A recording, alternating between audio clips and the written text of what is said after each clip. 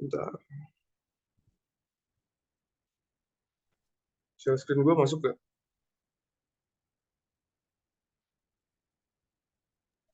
Masuk, Kak. Oke. Bentar. Gimana caranya? Anjir, gue kudet banget.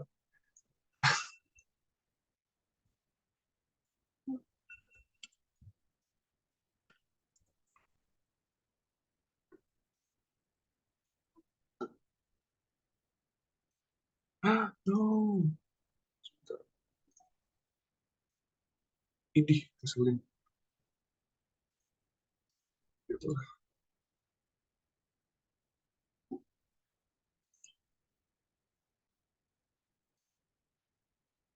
Oke, pagi semuanya. Sekarang jam aku ya. Kenalin dulu, gue Oming dari M20. Gue di sini mau sedikit ngasih tutor tentang statistik ya. Suara gue masuk kan ya? Kecil nggak? Aman nggak? Oke, ya udah. Em, Oke, jadi kemarin tuh kalian, maksudnya tim akademik kalian ngasih gue 4 soal PR-nya Pak Ferry ya. Dan kebetulan karena gue sama Vito, asistennya Pak Ferry, cuman sayangnya kita berdua belum bikin KJ-nya gitu, yang lengkap. Karena nanti malam juga ada ujian juga. Jadi kemarin tuh gue ngebagi dua sama dia. Gue ngerjain PR 7 sama 8, dia ngerjain PR 6 sama 9. Karena nggak tahu deh, Vito udah masuk belum ya? Atau belum ada? Kayaknya belum sih. Gue nggak tahu. Tapi ya, gue jadinya Hmm. ngebahas soal PR 7 sama 8 dulu ya. Nggak, cuma karena waktunya dikit. Mungkin gue ngambil sampel aja, karena soalnya juga sebenarnya konsepnya mirip-mirip. Oke, jadi gue ngebahas soal nomor satu dulu. Eh, ada ini isi Kawa et al, penulis dan kawan-kawannya eh, studi ya tentang adesi dari berbagai macam biofilms di permukaan yang padat. Intinya gini, dari ini gue nggak ngerti bakteri apalah ini, itu dia ngebaca 5 data adesi ya, yaitu 2,69, 5,76, 2,67, dan seterusnya. Ada 5 data, satuannya Dn cm kuadrat, terus diasumsikan diketahui standar deviasinya itu 0,66. Nah, terus pertanyaan pertama, kalau misalkan kita ada apa? 95% confidence interval, kita mau nyari confidence interval untuk 95% gitu. Nah, terus yang kedua, eh, kalau misalkan kita nggak mau intervalnya itu lebih besar daripada 0,55, itu berapa observasi yang harus dilakukan. Nah, jadi kalau di buku, gue lupa ini bab berapa, tapi ini tentang confidence interval ya. Kalau nggak salah bab 8 atau 9, gue lupa. Nah, confidence interval itu ada dua jenis lah ya. Ada yang ketika kita tahu variance-nya, ada yang ketika kita nggak tahu variance-nya. Kalau kita tahu variance-nya, nanti pakai Z. Kalau kita nggak tahu, pakai T. Jadi, ini sorry ya karena gue nggak ada tab atau gimana, jadi pakai ginian, terus gue notet. Bentar, share semua aja lah ya. Eh, udah masuk belum layar gue? Masuk, Udah. Kak. Nah, ya. Ini tadi sorry banget karena gue nggak ada tab, jadi gue pakai ginian. Jadi, kalau misalkan tadi di soal, sebenarnya variance-nya di sini nggak secara apa namanya, nggak secara langsung diketahui. Tapi kan lu tahu variance itu kuadrat dari standar deviasi ya. Jadi untuk tahu soal nomor satu, lu pakai confidence interval di mana variance-nya lu ketahui. Dan kalau kayak gitu, rumusnya juga gini nih, untuk cari confidence intervalnya. Sebentar. Jadi X bar plus minus ya. Atau jangan deh, sebentar. Min Z dikali alfa per 2 dikali ini per akar N. ini mu, ini aduh salah, x min. In progress. Ini plus ya, maaf. Nah, ini rumusnya. Terus mungkin di sini ada beberapa hal yang mau gue tekenin. Yang pertama, dia kan nggak ngejelasin di soalnya tuh confidence intervalnya one sided atau two sided. Nah, biasanya kalau nggak dijelasin tuh two sided. Makanya kalau two sided kita makanya rentang gini. Rentang yang pertama, yang ini nih, yang sebentar, sebelah kiri ini itu jadi lower bound-nya atau batas bawahnya, yang ini jadi upper bound-nya atau batas atas. Ini. Gitu. Nanti di soal lain mungkin dia cuma minta upper bound-nya doang atau lower bound-nya doang. Nah, terus yang ngebedain selain bentuk rentangnya, itu ini juga Z-nya. Kalau kita pakai two-sided, itu nanti alfanya tuh alfa per 2. Jadi sebenarnya kalau di materinya, mungkin Pak Ferry pernah ngejelasin, kalau two-sided, ini tuh distribusi normal, two-sided tuh kita ngambil kiri sama kanan gini. Gini, gitu. Makanya alfanya dibagi 2, karena kita mau di lower bound sama upper bound. Dan iya, sama besar gitu lah ya. Gua nggak tahu sih ada teorinya untuk ketika nanti alfanya nggak sama besar atau gimana, cuma kayak harusnya nggak seribet itu. Jadi kalau lu tahu dia two-sided, udah pasti alfanya bagi 2. Atau nanti kalau misalkan yang variance-nya unknown, itu juga dia T-nya T alpha bagi 2 juga gitu. Kalau dia one-sided, Z-nya Z alpha aja. Atau nanti kalau T alpha aja. Karena dia kayak gini. Dia entah bawah doang, atau dia atas doang. Gitu. Sampai sini ada yang nggak ngerti nggak?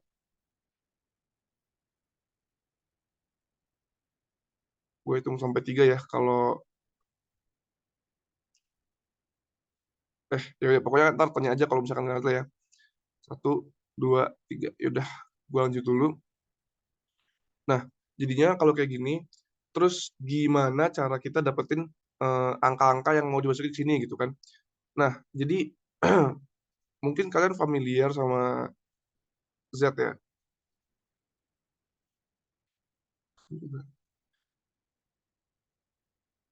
Nah, X bar. X bar tuh apa sih? X bar tuh kan rata-rata. Rata-ratanya rata-rata apa gitu. Nah, rata-ratanya ini adalah rata-rata yang lu dapet dari eh, data tadi. Ini sorry ya kalau kurang nyaman. Ada 2,69, 5,76, sebentar sorry. 2,69, ada 5,76, ada berapa lagi tuh?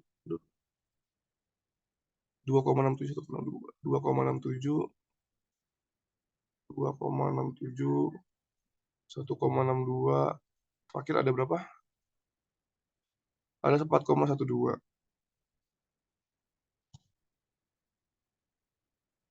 Nah, ini ya lu cari kayak ngitung rata-rata biasa. Jadi maksudnya em, lu tambahin semua nih, terus lu bagi gitu. Bagi sama 5, karena jumlah datanya ada 5 kan. Sebentar, kemarin tuh gue udah ngitung.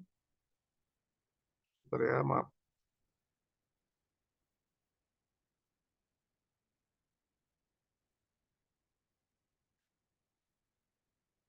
Ya, kemarin tuh gue udah ngitung. Halo, halo, kenapa? Lanjut timing. Oh, sorry, sorry. Oke. Nah, jadi kemarin gue udah ngitung. Jadi kalau ini gue tambahin semua, terus gue bagi 5, itu dapat X bar-nya, sebentar. Gue dapat X bar dari kelima data itu adalah 3,372. Gitu. Terus yang kedua, eh, alfanya. Jadi gini, alfa itu tuh bisa lu dapat dari confidence interval yang mau yang lu kehendaki lah.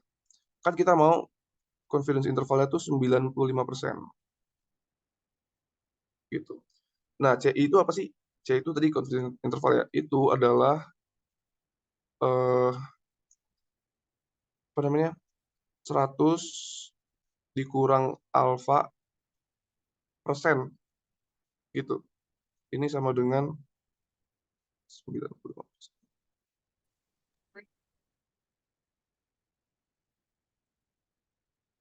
Balik, sorry. Maaf. Jadi 100 dalam kurung 1 min alfa. Maaf. Nah, gini, persen. Sama dengan 95% gitu ya. Gitu. Jadi nanti kita bisa coret persennya, coret, terus 100-nya kita geser ke sana, jadi ini jadi 1 min alfa sama dengan 0,95, berarti alfanya sama dengan 0,05. Berarti alfa per 2-nya sama dengan 0,025 gitu. Terus ini ada yang bingung nggak? Rumusnya dari mana? Rumusnya di buku ada. Emang kayak gitu. Itu by definition. Gue nggak tahu cara nuruninnya gimana. Mungkin nggak gitu susah sih sebenarnya. Nah, jadinya nanti lu cari di tabel Z alfa per 2 atau Z ketika 0,025 gitu ya. Nah, setahu gue tuh di tabel distribusi Z itu tuh nggak ada sampai 3 angka belakang koma ya. Jadi kemarin tuh gue coba nanya, karena gue juga gak lupa cara nyari Z itu gimana. Kayaknya sih harusnya bisa lu kira-kira gitu. Jadi lu cari ketika Z-nya itu 0,02 gitu ya. Ya, dikira-kira gitu. Atau kalau enggak, kemarin tuh gue juga coba cocokin, lu bisa nyari dari tabel distribusi T. Tapi jadi kalau T, nanti bedanya sama Z, T itu ketika variance-nya unknown ya, kasusnya, itu dipakai dengan satu variabel lagi, yaitu namanya degree of freedom. Nah, kalau misalkan nanti lu nyari Z di T, itu cari ketika degree of freedom-nya infinite. Gitu. Nah, tapi intinya nanti Z ketika 0,025, Z ketika 0,025, itu besarnya adalah 1,96. Gitu. Dah, kita tahu X-nya, kita tahu Z-nya. Nih, gue di sini deh.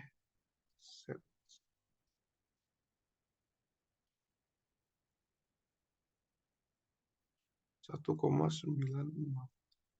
Oke, terus sigmanya berapa? Sigmanya kan juga tahu dari soal ya. Sigmanya itu berapa? 0,66 ya. 0,66. Dan N-nya, N itu jumlah data kan. Datanya kan ada 5 tadi. Ya udah, N-nya sama dengan 5. Udah, ini semua tinggal lu masukin ke rumus yang atas ini. Nanti dapat, kemarin tuh gue hitung, sorry sebentar.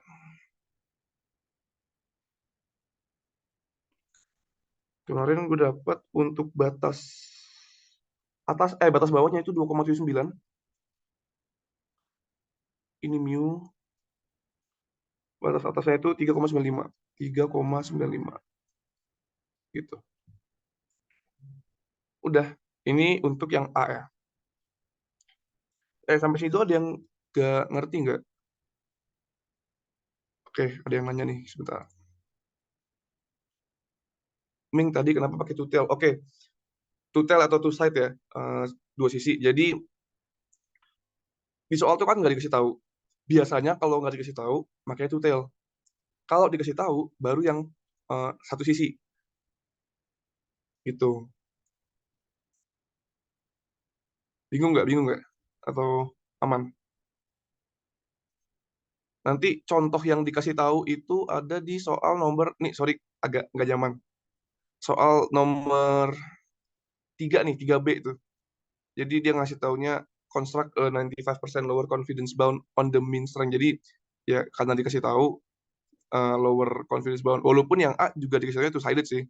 Cuma kayak biasanya kalau nggak dikasih tahu itu pakainya yang two sided gitu. Atau gue nggak tahu sih, dulu Pak Ferry sempat mention kita harus aware juga sama soalnya. Kadang nggak dikasih tahu, tapi soal itu pasti pakainya one sided gitu. Nah itu cuman pas gue ujian nggak dikeluarin soal yang kayak gitu sih. Itu agak jahat menurut gue. Cuman ya mungkin coba dipakein logiknya aja. Tapi harapnya sih nggak keluar yang kayak gitu ya, karena susah juga prediksinya gitu. Oke, ada yang mau ditanya nggak? Gue hitung sampai 3, kalau nggak gue lanjut dulu. 1, 2, 3. Yaudah, gue lanjut dulu ya. eh ini kagak usah di foto lah ya, ntar gue ada, kemarin tuh gue udah bikin dokumen ininya, dokumen tertulisnya, ntar gue share aja, biar lu bisa belajar. Karena jujur, eh, coret-coret kayak gini gak gitu terstruktur, dan takutnya lu pada kagak ngerti. Nanti gue share aja dokumennya. Jadi ini gue hapus dulu aja. Jadi nggak usah ini ya, nggak usah panik, tenang aja, ntar gue share. Udah, lanjut dulu ke soal nomor, ini soal nomor 2, itu gua apa ya? Gua enggak, sorry, ke B dulu ya, maaf. B. Nah, jadi gini, if the scientist want the confidence interval to be no wider than 0,55, how many observations should they take? Nah, jadi gini, di bab 8 juga ada rumus untuk nyari berapa jumlah data yang harus lu ambil kalau misalkan lu nggak mau errornya lebih dari berapa gitu. Rumusnya tuh gini.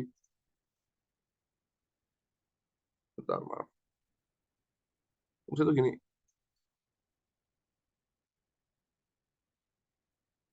Aduh.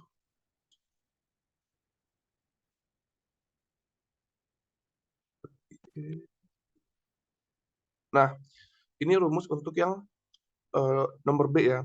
Tapi di sini yang harus lu hati-hati, di buku itu dia emang ngasih rumusnya cuma kayak gini. Cuman di bawah rumusnya dia baru ngejelasin bahwa rentang error yang lu mau itu 2E bukan E gitu. Jadi nanti hati-hati karena nanti ada faktor pembagi 2 di sini. Kenapa 2E itu penjelasannya agak ribet dari buku ya. Karena intinya error itu adalah gini. Jadi X dikurang mu ya. Ini kalau nggak salah. Atau mu kurang X gitu. X dikurang sigma, maaf. Ini adalah errornya gitu. Nanti errornya itu kan berarti rentangnya tadi ya, dari X min Z alfa per 2 dikali sigma per akar N. Bener mu dong, Meng. Berarti yang di atas. Mu bener ya? Ya udah, maaf. Sorry. Iya. Gini ya, gitu. Ini mu gitu, terus ini X plus Z alfa per 2 dikali sigma per akar N gitu. Nah, jadi itu berarti rentangnya kan dari sini sampai sini kan. Jadi yang upper bound dikurang minus yang ini, jadi 2 kalinya kan. 2 kali Z alfa per 2 dikali sigma per akar N gitu. Nah, makanya ada faktor 2-nya di sini. Makanya nanti rentangnya atau errornya yang sebenarnya lu mau itu adalah 2E bukan E. Jadi dari soal, dari soal yang 0,55 itu bukan E, itu 2E gitu. Nah, jadi kalau misalkan udah tahu itu sebenarnya gampang. Ini kan tadi udah tahu ya. Aduh, ini kan udah tahu nih 1,96. Ini kan juga tahu nih 0,66. Tapi ini itu adalah 0,55 dibagi 2. Karena 0,55-nya itu adalah 2E bukan E gitu. Sementara rumusnya mintanya E bukan 2E. Makanya antara 0,55 bagi 2 gitu. Oke, sampai sini ada yang bingung nggak? Ini emang agak nggak intuitif ya berarti ya. Iya, karena gue juga kemarin setelah nanya terus kayak, oh ternyata harus dibagi 2 dulu gitu. Kalau mau nanya, tanya dulu aja. Tuh, bagi dua sebenarnya karena dua sisi nggak sih? Kalau dibayangin. Iya, gampangnya ngebayangin juga kayak karena gitu, karena 2 sisi makanya bagi Kemarin 2. error dibagi 2 gara 2 sisi aja. Iya. Iya, Tadi kan Rai. iya ya. Jadi kalau tadi rentang yang gue apa tulisin di bawah itu kan emang karena two sided ya. X min bla bla bla kurang dari mu kurang dari x plus bla bla bla. Terus nanti rentangnya kan dari yang minus berapa sampai yang plus berapa itu. Itu karena kita pakai dua sisi ya. Benar. Asal lagi. Oke. Ada lagi yang mau Kalau mau tanya? nanya Kak, Kenapa? ZC129 dari mana ya Kak? Oh, ini tadi yang ini. ZC itu yang Z alpha per 2. Nah, itu alfanya karena lu confidence interval yang dimaukan, alfanya, CI-nya kan, nah sorry, gue ulang dikit ya. Jadi confidence intervalnya kan 95%. Nanti pakai rumus ini, 100 dalam kurung 1 min alfa persen sama dengan 95%, gitu kan. Dapat alfanya nih, alfanya jadi sama dengan 0,05 gitu. Nah, karena two sided, alfanya bagi 2. Jadinya berapa? Alfa per 2 tuh sama dengan 0,025 gitu. Nah, ini masukin ke sini. Jadinya Z 0,025. Nah, Z 0,025 bisa lu kira-kira dari tabel Z ya. Karena seingatku tabel Z tuh nggak ada yang sampai 3 angka belakang koma. Nah, cuma kalau gua gue lebih nyaman pakai tabel T. Cuma kalau tabel T kan nanti lu selain milih ininya, selain milih angka ininya, lu juga milih degree of freedom-nya. Jadi kalau tabel T tuh ada degree of freedom, rumusnya tuh N-1. Jumlah data dikurang 1. Nah, itu lu pilih degree of freedom yang infinite. Itu 1,96 dia. Nah, atau ya sekadar saran aja karena ini ujian supaya lu juga nggak bolak-balik tabel. Ingat-ingat aja kalau 95% itu pakai 1,96. Kalau berapa lagi? 99% ya, itu berapa gitu gue lupa. 2,201 atau berapa gitu gue lupa. Atau beda lagi gue lupa. Ya gitulah. Pokoknya eh, hafalin aja biar cepet gitu. Kalau mau cepet ya. Cuma kalau lu nggak jago ngafal ya udah cari tabel aja. Tabel harusnya dikasih kok pas nanti ujian gitu. Makanya kita pakai ZC-nya 1,96. Dari Z alpha per 2, alfanya dari confidence interval. Kenapa dibagi duanya? Karena dua sisi. Gitu. Aman? Aman Kak, makasih Kak. Yoi, sip. Yaudah, ini gue hapus dulu. Ntar tinggal dihitung aja kalkulator. Terus ya semangat lah. Oke, gue lanjut ke soal nomor 3 paling ya. Karena soal nomor 2 tuh sebenarnya kayak soal nomor 1. Dia tipe yang variansnya juga diketahui nih. Karena ada sigma-nya nih. Varians kan kualitas dari sigma. Dan dia juga lebih jelas lagi dia ngasih taunya two-sided gitu. Jadi gue langsung ke nomor 3 paling. Dan nomor 3-nya pun gue mau ngebahas yang oh ya deh, gue bahas dulunya aja nggak apa. Yaudah, soal nomor 3 itu ini variansnya nggak diketahui. Lu cuma tahu data doang sama confidence interval. Dari data nanti lu bisa dapat X bar. Tapi lu nggak tahu ininya, nggak tahu apa namanya, sigma-nya gitu. Nah, karena lu nggak tahu sigma-nya, lu nggak tahu variance-nya, lu nanti pakai rumus yang ini. X bar minus T ya, alfa per 2, N min 1 dikali S per akar N. Ini kecil daripada mu, ini kecil daripada X bar plus T alfa 2. Aduh. N min 1 dikali S. Nah,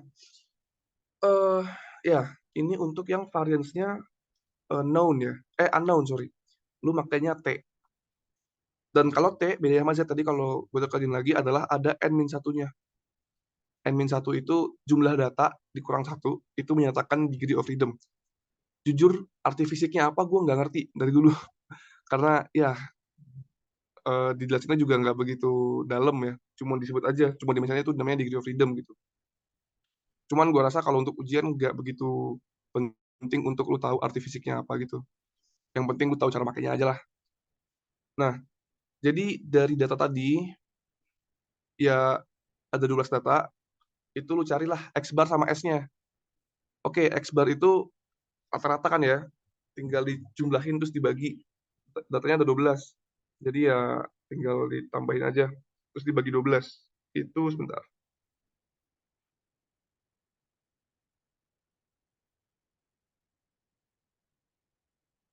Gue dapat rata-ratanya. Sorry ya, gue nggak ngitung bareng-bareng supaya kalian cepet juga. Gue dapat rata-ratanya itu adalah 2259,92 gitu. Oh iya, kalau kalian bingung harus berapa angka belakang koma, ya bebas. Kalau gue sih suka 2 karena cepat. Nah, terus untuk standar deviasinya itu adalah, oh iya, S itu standar deviasi sampel ya, beda sama sigma. Kalau sigma itu standar deviasi populasi. Nah, kalau standar deviasi sampel, pembaginya itu N-1, itu nanti S jadinya. Nah, itu gue dapatnya 35,57 ya, gitu. Nah, terus eh, confidence intervalnya kan 95%. Ini berarti cepat aja ya. Ini berarti alfanya sama dengan 0,05 gitu. Berarti alfa per 2-nya sama dengan 0,025 gitu. Nah, terus N-1-nya berapa? N-1-nya berarti kan 12 dikurang 1 sama dengan 11. Udah. Ini semua tinggal lu masukin ke rumus yang atas. Nanti jadinya, sebentar.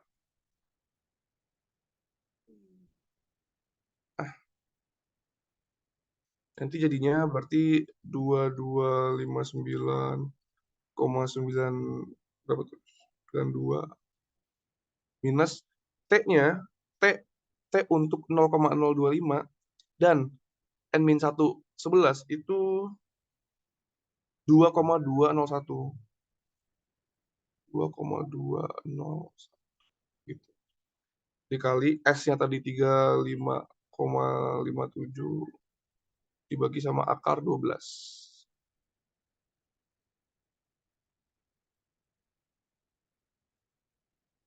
Dah, ini untuk batas bawahnya, ini mu, ini untuk batas atasnya sama tapi plus ya, gitu.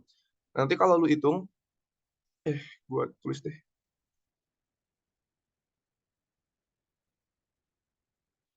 Plus 2,201 dibagi akar 12. Nah, ini kalau lu hitung, nanti yang batas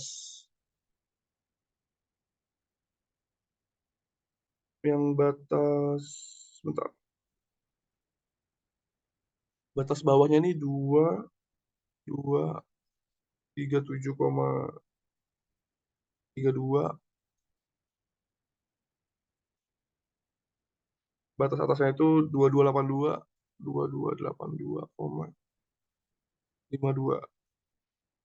gitu. Ini sorry kalau angkanya salah ya, tapi intinya gitu, ngitungnya gitu. Gue ngitungnya kemarin sih ada batas segitu. Nah, ya sebenarnya mirip ya sama yang Z, cuman nanti bedanya ya bukan Z tapi T, dan T itu gak cuman lu harus milih alfa per, bukan milih ya, gak cuman lu nentuin dari alfa per 2-nya, tapi lu juga nentuin dari degree of freedom-nya gitu. Nanti di tabel T itu, sorry gue di laptop ini gak ada bukunya, tapi intinya di tabel T biasanya ini dia kayak gini bentukannya. Ini alfa, ini nu ya, kayak kayak huruf V gitu. Tapi itu nggak, maksudnya N-1 gitu. Nanti di sini lu ada 0, berapa, ada 0,2025 gitu. Ada 0,5 DST. Ini ada dari 1 sampai infinite gitu.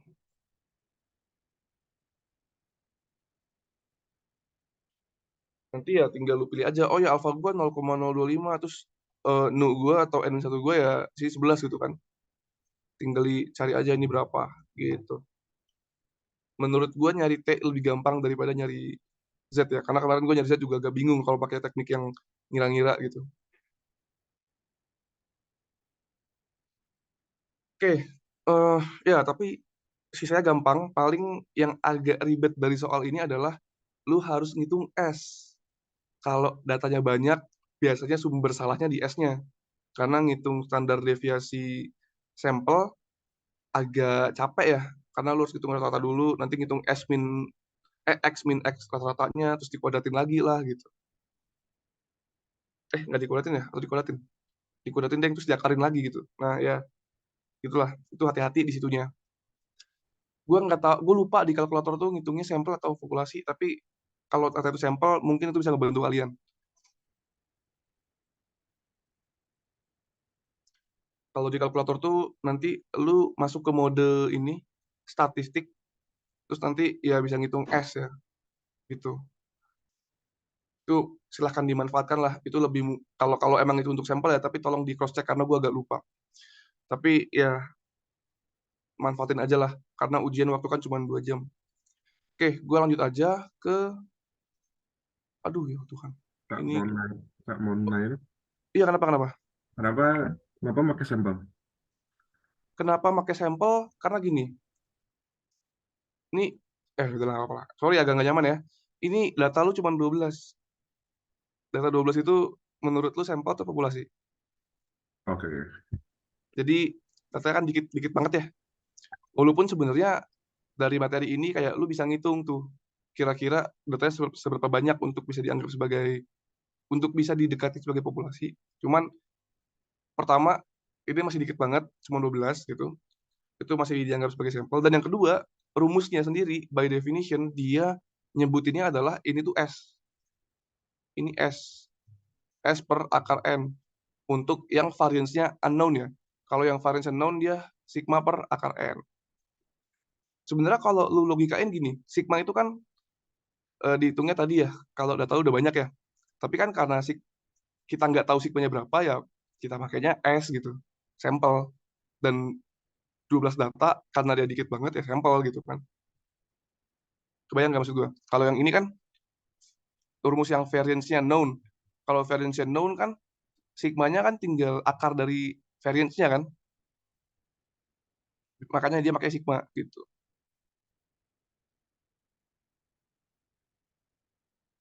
Oke, thank you. Oke. Ini gue lanjut dulu ke soal B-nya. Kalau soal B-nya, ini gue hapus aja ya. Tadi gue udah nulis dokumennya, ntar gue tinggal gue share. Soal B-nya itu ini. Kalau cuma lower, bedanya apa sih? Ya beda gini doang. Berarti X dikurang. Karena lower berarti yang kurang ya. T. Nah, ini T alpha. Bukan T alpha per 2. Koma N-1. Dikali S per akar N. Itu kurang dari mu. Udah. Gini doang. Tapi yang harus lu perhatiin adalah ini T. Aduh, salah warna. Maaf. Ini T-nya T alpha. Bukan T alpha per 2. Kenapa? Lagi-lagi karena cuman satu sisi aja.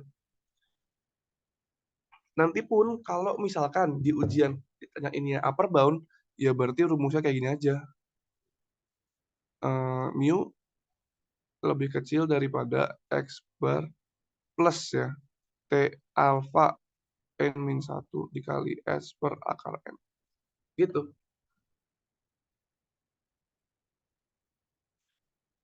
Angka-angkanya semuanya sama, kecuali T-nya. Karena T-nya nanti kalau di tabel, ini alpha, ini lu nggak lagi pakai yang 0,025. Lu pakainya yang 0,5. Gitu. Tapi kalau degree of freedom tetap 11. Gitu. Tadi kan mungkin segini ya. Gitu. Sekarang yang ini.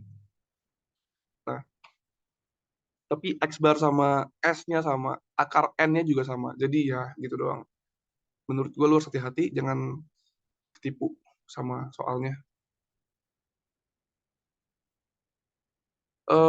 Ya mungkin gue nggak hitung karena biar cepat. Oke, soal nomor 5 sama 6 kurang lebih itu mirip.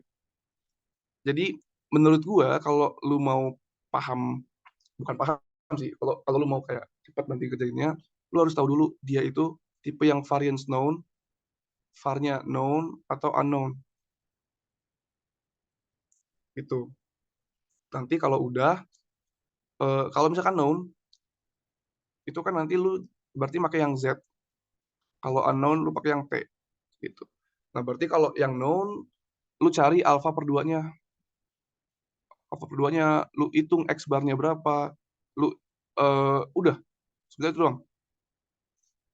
Nah, tapi kalau yang unknown, T, itu lu harus cari alpha per 2-nya. Lu hitung X barnya berapa, lu hitung S-nya berapa, dan lu hitung N-1-nya berapa. Dari situ, lu bisa dapat confidence, confidence intervalnya. Nah, ini masih yang masih ini lagi, kalau masih kurang jelas lagi, alpha per 2 dapat dari confidence interval berapa. Ingat persamaan ini. Gitu. Ini juga sama ya, berapa kayak gitu juga ya.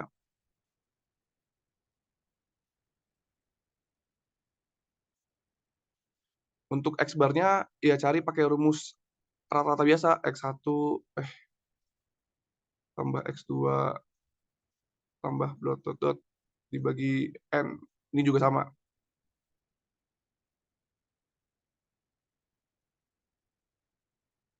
Di N. Gitu.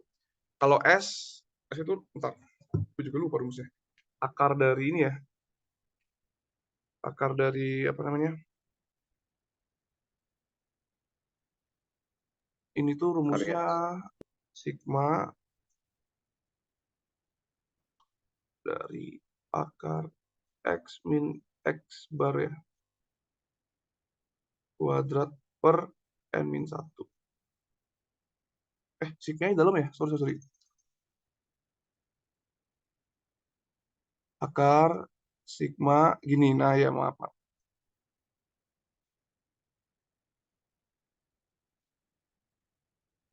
Ini N min 1. Gitu. Ya udah, ini apa ya? Workflow-nya lah secara garis besar gitu. Dari tentuin known atau unknown dulu. Kalau known cari alpha per 2 sama X bar, kalau unknown cari alpha per 2, X bar S sama N min 1. Terus saya tinggal ngitung aja. Udah. Oke, sebentar. Gue coba masuk ke PR 8.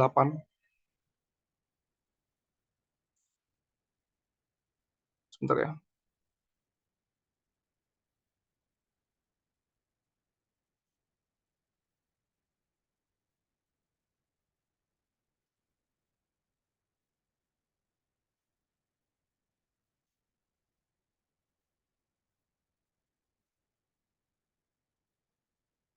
Ini ada Hafid nggak? Tuh. Kayaknya nggak ada ya. Ya udahlah. Oke.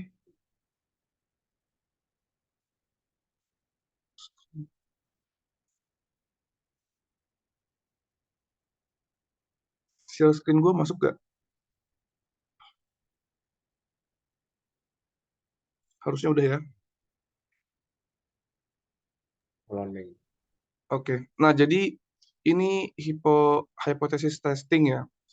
Dan di hypothesis testing itu ada istilah error tipe 1, error tipe 2 gitu.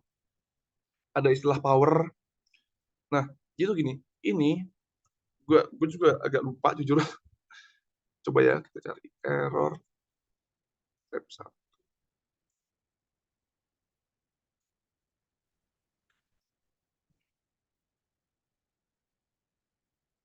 Nah, nih.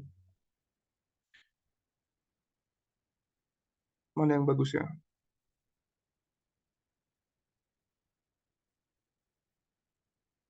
Ini deh, biar jelas. Nah, jadi eh, kalau misalkan di hypothesis testing lu punya H0 sama H1 ya. Nah, eh, misal H0 lu itu benar, tapi dari perhitungan lu itu malah lu reject, itu disebutnya eh, ya disebutnya tipe error 1 gitu. Tapi kalau misalkan nanti H1 lu, kalau di gambar ini HA ya, gue nggak tahu kenapa, tapi ya itu masalah notasi aja. HA lu yang benar, tapi malah lu reject, itu berarti tipe error 2 gitu.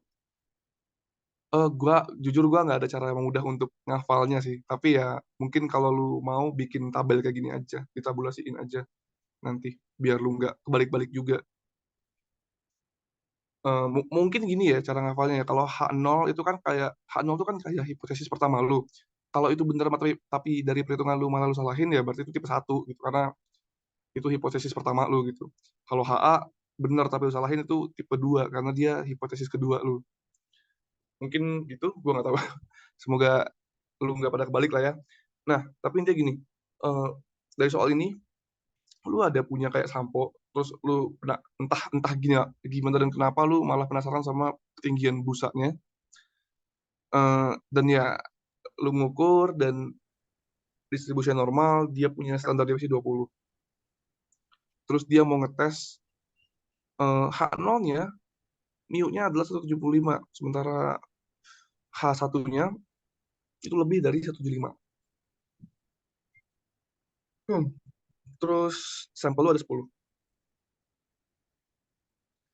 Nah, find the type 1 error probability alpha. Jadi kalau halo, ya, oke, gue lanjut ya, gue nggak tahu tadi siapa. Jadi eh, peluang error tipe 1 itu disebutnya alpha. Peluang error tipe 2 disebutnya beta, gitu. Nah, nanti kalau istilah power lagi, itu adalah 1 min beta ya. Itu lu ingat-ingat lah. Oke, terus gimana cara nyari alpha, gimana cara nyari betanya?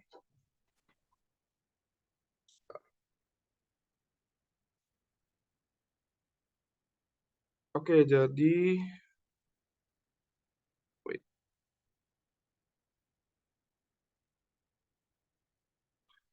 wait, sebentar.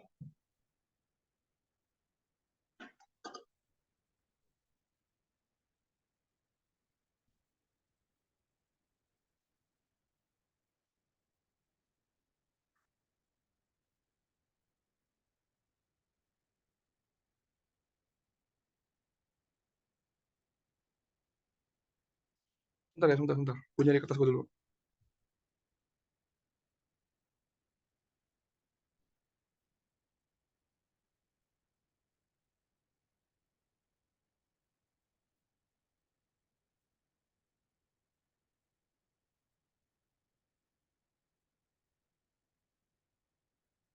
Oke. Nah, jadi gue tulis dulu pernyataannya dalam matematik ya, biar kita nggak ini. Jadi lu punya H0 itu adalah ketika mu-nya sama dengan berapa? 175 ya, 175. Dan lu punya H1 itu adalah ketika mu-nya lebih besar dari 175. Terus lu punya N sama dengan 10, lu punya sigma sama dengan 20. Bener nggak? Sebentar. Ya, ya. Oke,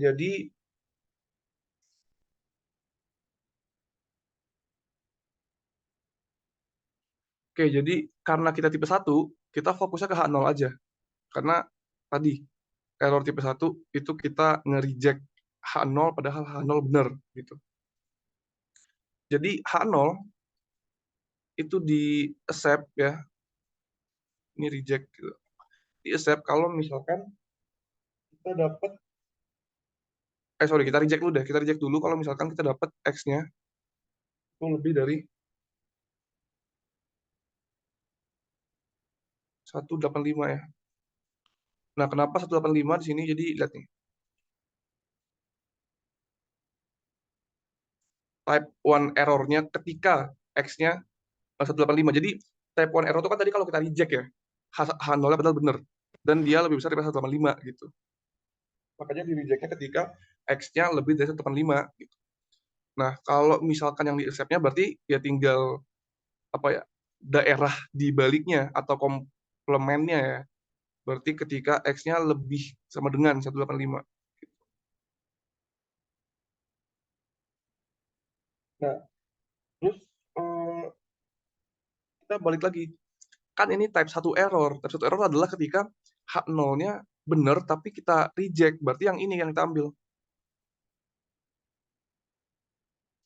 Nah, terus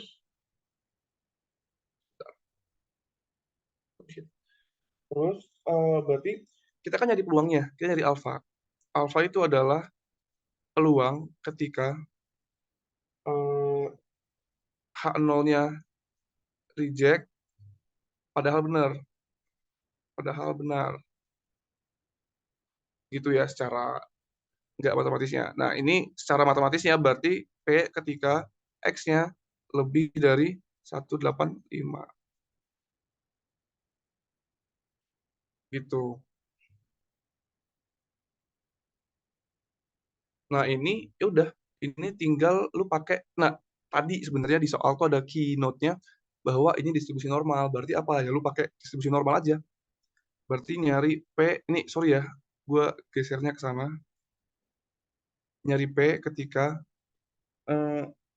kan kalau lu mau jadi Z ini ya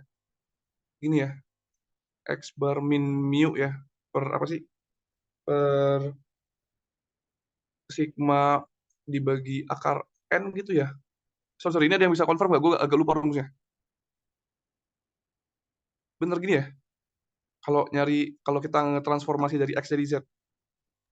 Bener-bener. Iya Kak. Iya. Oke, Z. sip. Sorry. Gue agak blow on juga, lupa. Nah, iya pokoknya gini, itu lebih besar ya. Lebih besar daripada yang kita mau ini. Sorry. Ini gue langsung ubah jadi angka-angkanya aja ya. Jadi kan kita tahu sigma-nya, apa? X min, ya itulah. Itu, bisa ditulis. Oh iya benar, mu-nya itu tadi berapa? 185 ya. 175 ya, ini. Terus sigmanya 20, ininya akar 10 gitu. Terus ini yang lu mau kan 185 gitu. Ini min 175 per 20 bagi akar 10. Udah, yang sebenarnya lu itu yang kanan sih ya. Karena kan yang ini kan jadi Z aja. Z-nya lebih dari berapa tuh? Bentar, gue hitung dulu.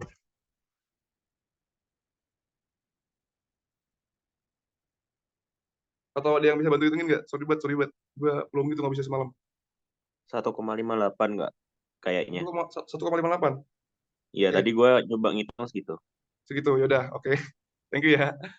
Nah, kalau distribusi normal kan di tabel tuh sebenarnya lu ngitung daerah yang kurang darinya kan ya?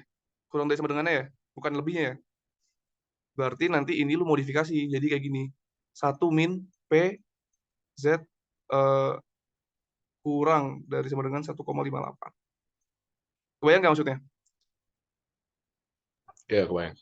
Ini sama kayak, apa namanya, kalau distribusi normal. Jadi gini, mungkin bagi yang belum ngerti gue jelasin dikit aja supaya nggak ini bingung. Jadi kalau di tabel distribusi normal, ngitung Z-nya yang lu dapat dari tabel di belakang buku, itu adalah ini, daerah yang ini. Gitu. Sementara lu mau daerah yang sebelah kanan, karena kan lebih besar kan ya. Jadinya lu modifikasi. Kan yang lu tahu adalah integral dari distribusi normal itu 1 ya. Jadi integral dari distribusi normal itu sebenarnya kayak probabilitas totalnya gitu 1 gitu kan. Terjadi lah gitu. Nah, 1 semuanya ini dikurangin daerah yang merah itu kan yang hijau kan. Makanya lu ubah yang ini jadi kayak gini. Gitu. Ya udah, itu tinggal dihitung berapa gue nggak tahu. Sorry banget. Ya, kurang lebih gitu ya. Nanti tadi yang agak tricky ya ini sih. Jadi mungkin gue jelasin ulang aja dikit. Lu bakal fokus di tipe 1, berarti fokusnya di H0-nya. Nah, H0 itu di-accept ketika X bar-nya kurang dari 185. Di-reject ketika X bar-nya lebih dari 185. Tahu dari mana? Tahu dari soal. Nih, sorry agak nggak nyaman. Jadi dia gini, dia bilangnya tipe 1 error itu if X bar-nya lebih dari 185. Nah, lu tahu tipe 1 error itu ketika H0-nya di-reject ya. Padahal benar. Makanya H0-nya di-reject itu ketika X bar-nya lebih dari 185 gitu. Dan di accept-nya berarti tinggal daerah sebaliknya. Kalau misalkan lu reject di ketika X-nya lebih, ya berarti accept-nya ketika X-nya kurang atau sama dengan, karena di sini sama dengannya nggak di-include kan yang di reject nih. Dia nggak nge-include sama dengannya kan di sini nih. Jadinya sama dengannya masuknya ke yang accept gitu. Nah, terus data mu ini buat apa? Data mu ini nanti untuk ya nyari Z-nya ini. Karena kita harus ngubah dari X jadi Z. Rumusnya tadi ya berarti ya. X min apa? X min mu gitu per sigma per akar n gitu. N-nya tahu, sigma-nya tahu, bisa dihitung semua. Gitu ya. Nah, terus ini sorry gue hapus lagi karena gue udah ada data dokumennya, ntar tinggal gue share aja. Terus dengan apa namanya? Data yang sama, iya benar juga. Bentar, maaf. Dengan data yang sama, lu mau nyari type B-nya. Nah, sekarang kalau type B, berarti fokusnya ya di ini.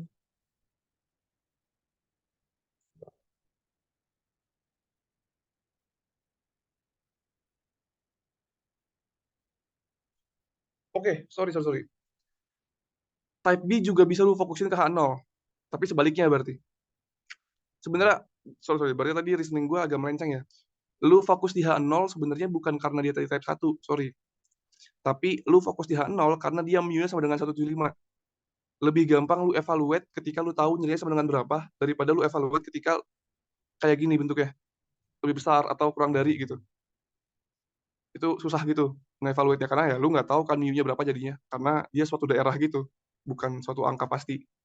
Sorry ya, gue revisi tadi. Lu fokusnya di H0 karena dia mu-nya sama dengan gitu. Nah, berarti nanti untuk type B-nya ya kita fokus ke H0 juga, tapi H0-nya ini kita accept gitu kan. Cuman salah. Nah, berarti sama kayak tadi ya, lu bikin dua hal tadi itu, dia di ACC ketika ketika X bar-nya kurang dari sama dengan 185, kita reject ketika X bar-nya lebih dari 185 gitu. Terus nah, kita kan mau accept ya, accept berarti yang ini. Berarti karena kita ngitung beta, probabilitasnya itu adalah probabilitas ketika H0 itu salah, tapi ACC. Gitu. Nah, itu ketika berarti X bar-nya kurang dari sama dengan 185. Gitu.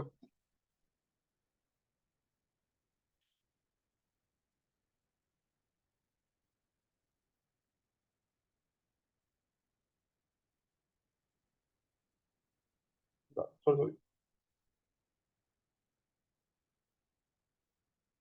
Ya, begini. Nah, ya udah nanti tinggal apa namanya? Tinggal lu pakein kayak tadi juga. X bar, sorry.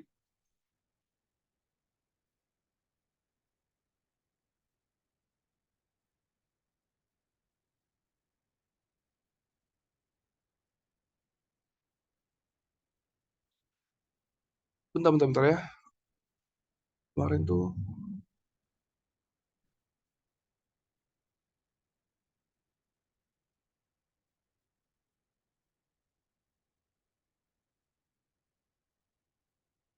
Oh, oke.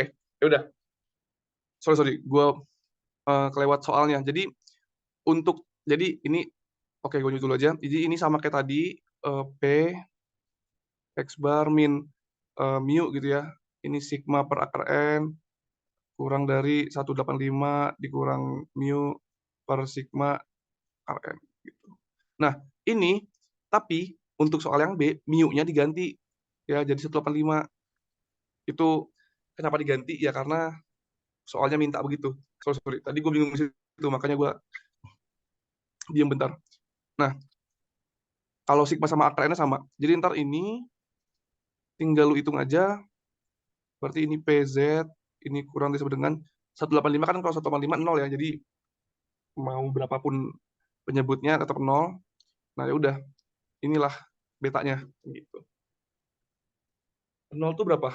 0 tuh 0,5 ya? Iya, iya.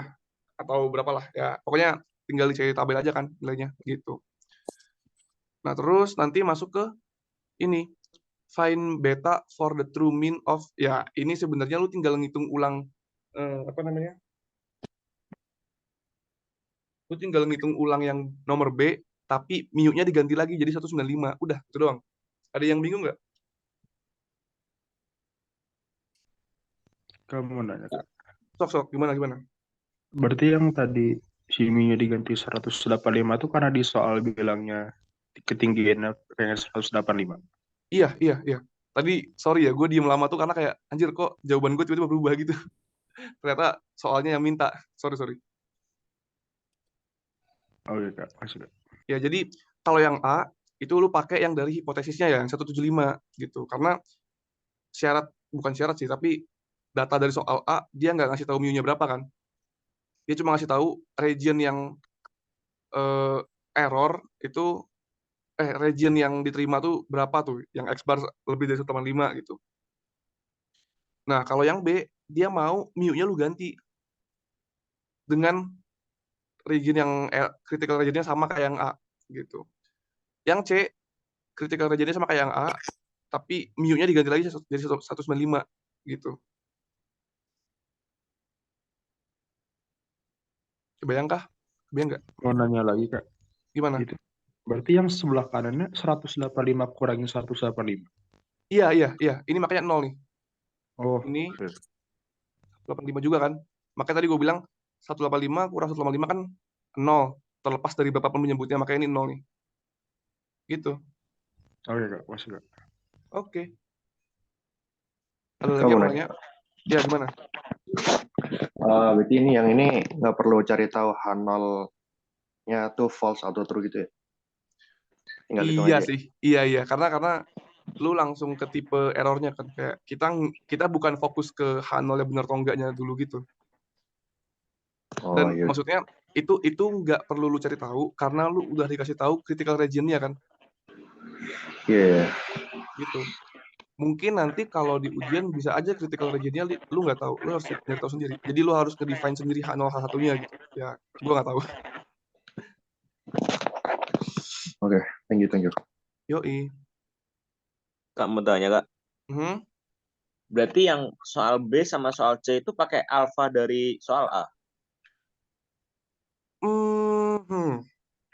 Gua nggak tahu bisa gitu atau enggak. Kayaknya nggak bisa deh, karena mu-nya beda kan? Tapi kan kalau yang saya ingat ya Kak ya, itu Hmm? kalau Pak Ferry itu kan ngajarinnya yang pertama itu dari A. Dari A-nya itu kita, kalau yang A kan nanti kita dapat alfa kan ya. Iya. Nah, terus kalau misalnya ada soal B tapi dia tuh stand sendiri, kita dikasih tahu alfanya itu, biasanya kan alfa itu kan 0,05 ya Kak ya. Nah, itu kita nyari 0,05 itu di berapa milimeter dulu. Terus nanti baru kita bikin yang 185, terus kita cari yang rentangnya type 2 itu di mananya, terus baru kita hitung lagi. Nah, itu kalau alfanya 0,05 Kak. 0,05 terhadap yang 175 mm. Nah, kalau di sini kalau yang gue lihat tadi punya kakak itu sama aja kayak pakai alfa yang pertama. Jadi nanti itu si kalau misalnya pakai alfanya yang sama itu nanti ya benar Kak, itunya 0,5 ke belakangnya. Jadi si besar betanya itu 0,5 karena dia itu berangkatnya di diagram distribusi normal itu dari 185 ke belakang. Jadi kelihatannya kayak 0,5 juga gitu. Kalau pakai alfanya Kak gitu. Oke, itu jujur gue juga baru tahu itu. Nah, Tapi soalnya gue kan bingungnya apa? Biasanya kalau Pak Ferry kan ngomongnya kalau alfa nggak diketahui asumsiin aja 0,05 gitu. Nah, cuman apa di sini kan kita udah pernah istilahnya udah sudah Hitung pernah ya. menghitung alfa. Mm. Nah, itu apakah alfanya pakai yang itu atau yang 0,05 gitu. Berarti kayaknya dari cerita lu tentang bagaimana Pak Ferry ngejelasin, seolah-olah gini ya, kalau lu nggak tahu alfa yang samsek, lu asumsi 0,05. Ya, Tapi kalau udah ya. pernah lu hitung, lu pakai yang udah lu hitung, gitu kan? Kalau yang statement kedua itu gue baru dapat sekarang. Oke, Gue itu baru dapat sekarang. itulah, oke. Nah, jujur aja gue juga baru nge-review kemarin kan.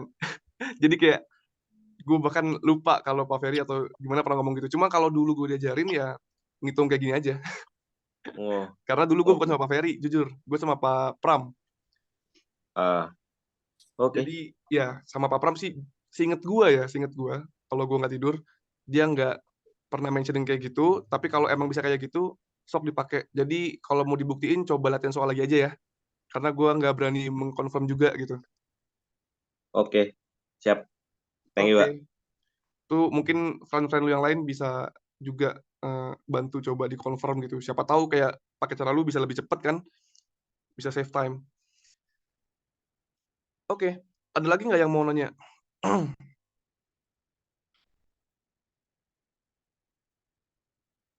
Oke, mungkin gue coba ke soal nomor 2-nya dulu.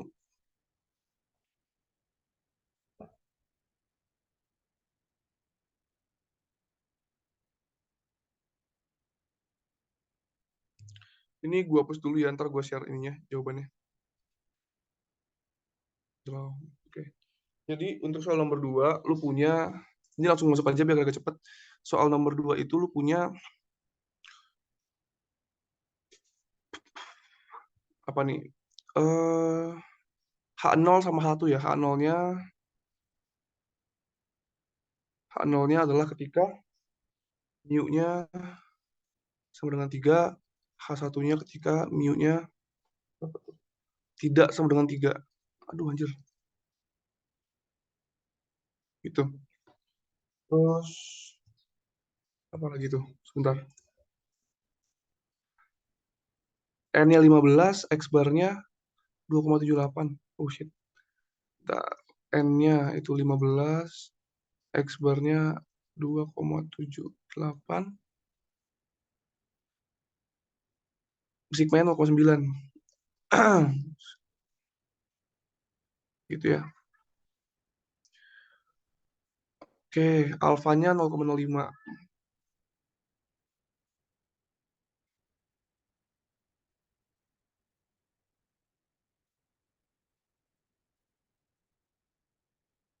Oke, terus tes H0 sama H1 pakai alfa 0,05.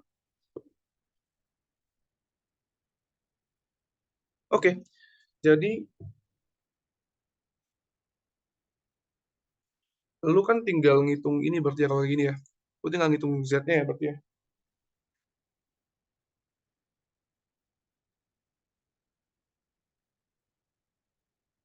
Wait.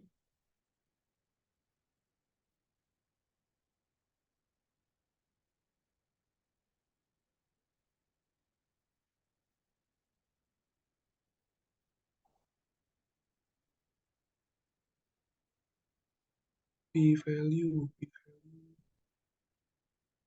Di sini nggak ada ya. Lupa. Itulah. Z-nya sama dengan 2,78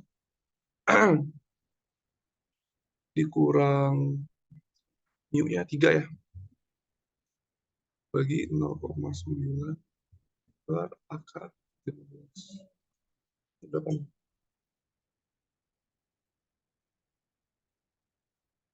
Wait guys.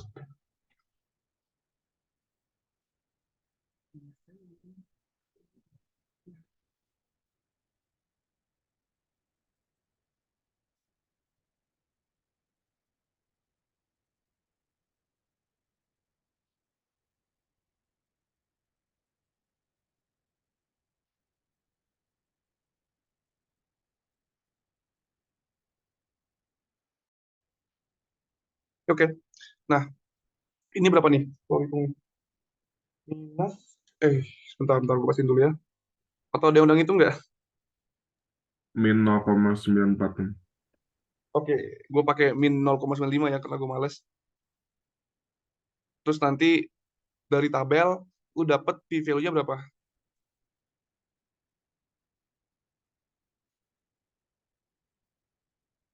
Tabel Z. Sebentar. 1,96 plus minus.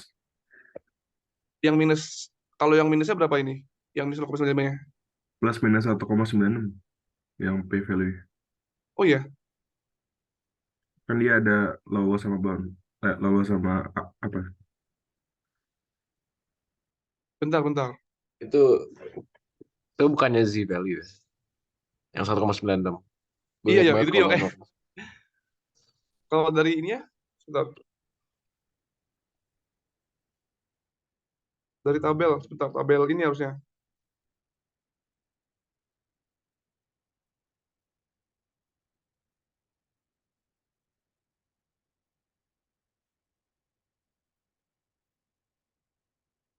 Wait, gue pastiin lagi deh. Gue juga lupa, anjir. Sebentar.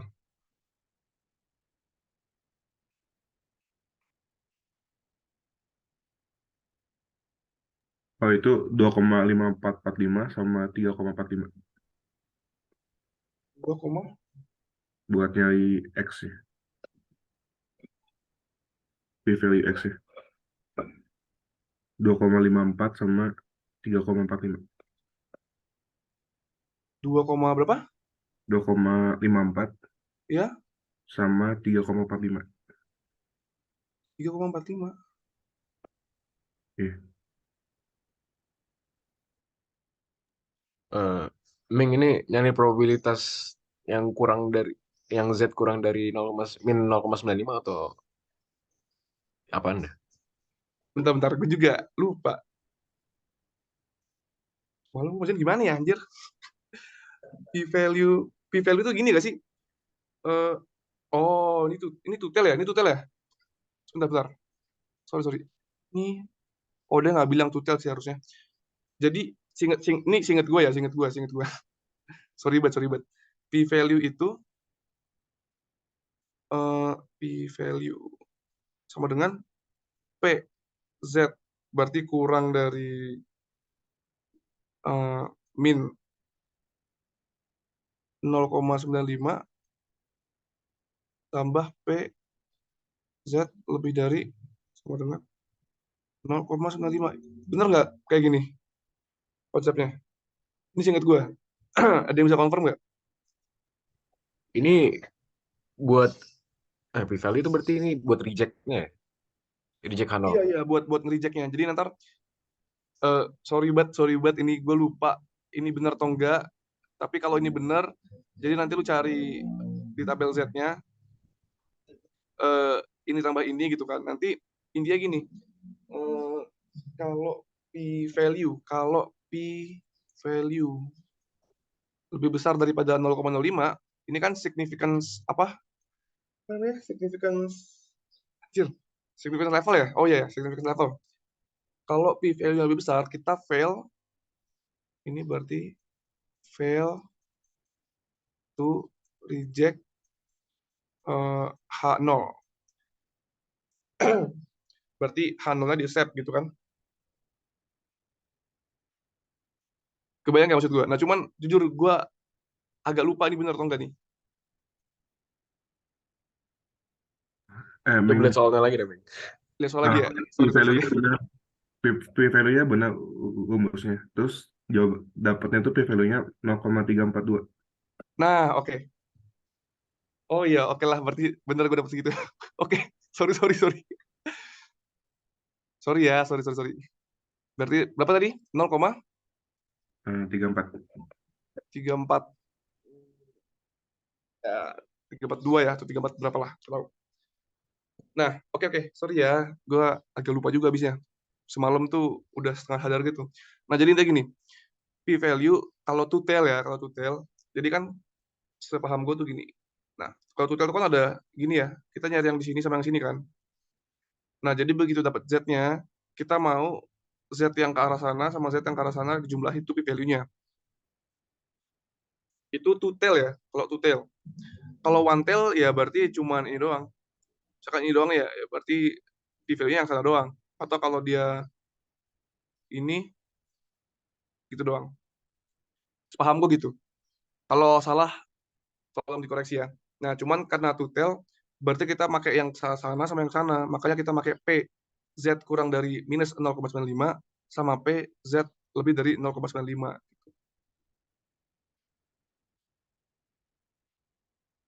Nah, eh, karena ini 0,342 itu lebih besar kan daripada 0,05, ya berarti kita fail to reject H0 alias H0-nya kita accept, kita terima gitu. Sampai sini dulu deh, ada yang bingung nggak?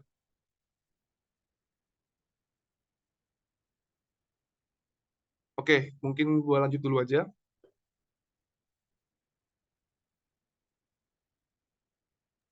Bentar, Meng, kok Ya, ini kenapa? kalau yang di soal tuh mintanya apa sih, by the way? Boleh lihat soal nggak? Bentar, sorry. Ini tes, yang A tuh tes. Jadi tes itu maksudnya mana yang kita reject, mana yang kita accept gitu.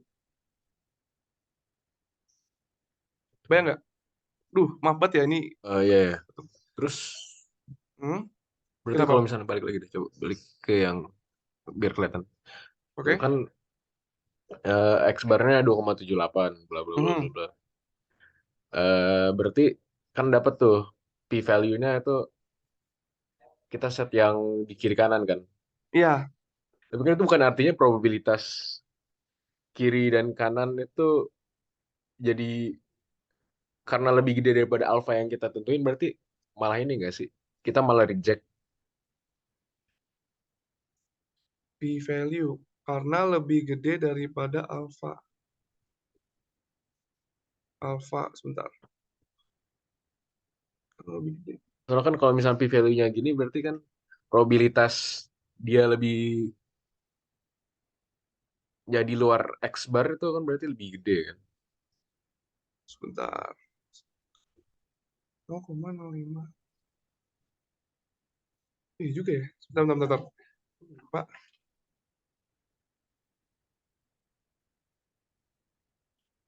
sorry, sorry, sorry.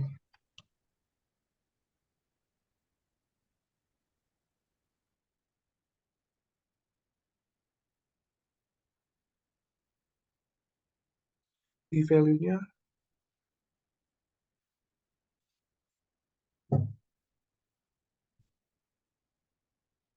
bentar, bentar. Singet gue ya, singet gue. Kalau P value, jadi tuh kalau P value-nya lebih kecil itu baru lu, oh, berarti, sebentar. P value-nya kurang dari di reject. Ya, yang sorry lagi. Yang gue inget tuh kalau misalnya Hmm? eh gimana ya? Itu yang Bilal bilang P value kurang dari alpha reject, tapi itu kan kalau misalnya kasusnya apa sih namanya? Kasusnya tuh si H0-nya tuh nol, nol hipotesisnya tuh jadi kemungkinan nol hipotesisnya bener itu terlalu terlalu kecil gitu kalau misalnya P value lebih kecil daripada alpha, iya nggak sih? Sebentar, ini gue harus ini dulu nih, harus pastiin dulu. Kalau di Ntar coba bikin yang H0 deh. ini, H0 iya, syarat accept sama rejectnya apaan? oke, kalau H0 berarti, oh kita nggak bisa bikin kayak tadi bro, karena kita nggak tahu critical region-nya.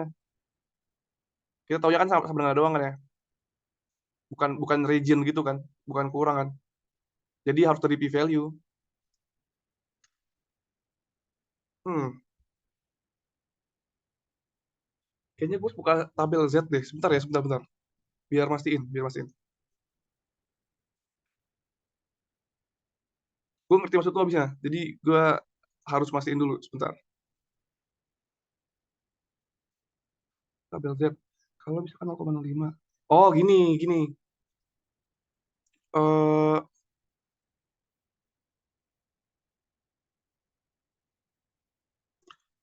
bener nggak ya? Semoga bener lah ya. Jadi eh,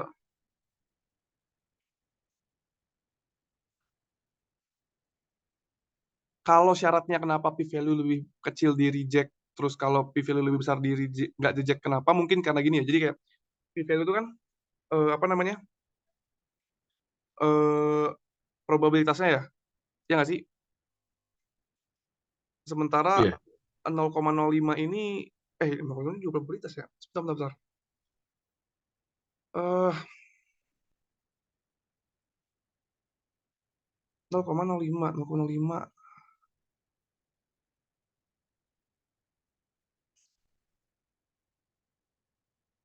Udahlah, sorry. Ini hold dulu ya, karena gua gak yakin harus jawabnya gimana. Ntar gue baca-baca lagi deh, oke? Jadi untuk sekarang, untuk soal ini dulu, kalau p-value-nya lebih besar, kita accept si H0-nya. Ntar itu gue cover, oke? Ntar itu gue kasih penjelasannya lewat si Tauhid. Gimana? Biar kita ngejar waktu. Oke, aman, Ming, aman. Ntar Tauhid ada nggak di sini? Tauhid. Sorry banget. Tauhid. Gue nggak tahu lah dia yang mana, tapi nanti tolong ingetin gue ya. Nanti gue cari penjelasannya. Oke, ya udah. Ini gue dulu intinya. eh, Nanti kita ini, karena kita udah accept H0 ya. Kita lanjutkan ke B. Sebentar ini gue ini dulu.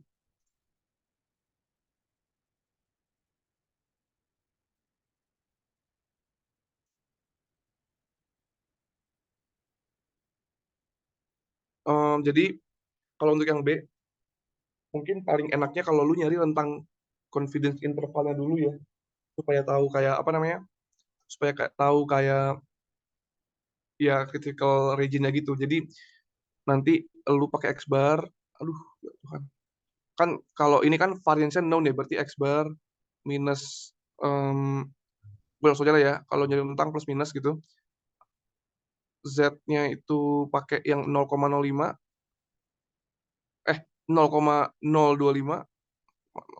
Kenapa? Karena alfanya 0,05, kita two-sided, berarti ntar ini alfa per 2 gitu, dikali sigma per akar N gitu. Nah, ntar lu dapat, ini kalau dari hitungan gue kemarin ya, 2,54, 2,54, itu batas bawahnya, ini 3,46, 3, ini jelek banget. Nah, 2,54 sama 3,46. Oke, beta itu kan ketika H0-nya, tadi itu beta apa sih? Bentar. Beta, ini ya, type 2. Beta itu ketika H0-nya salah,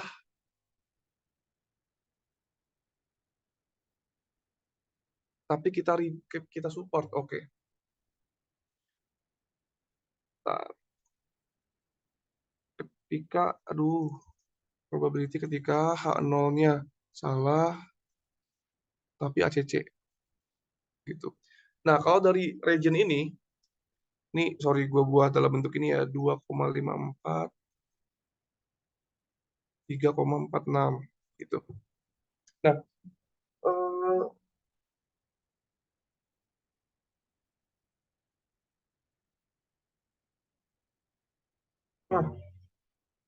dia kan salah kalau misalkan, bentar.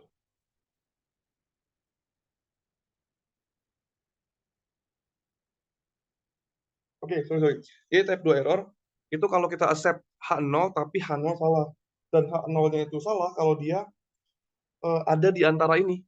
Ada di antara nilai ini. Gitu. Nah, jadinya nanti ini sama dengan P 2,54 ya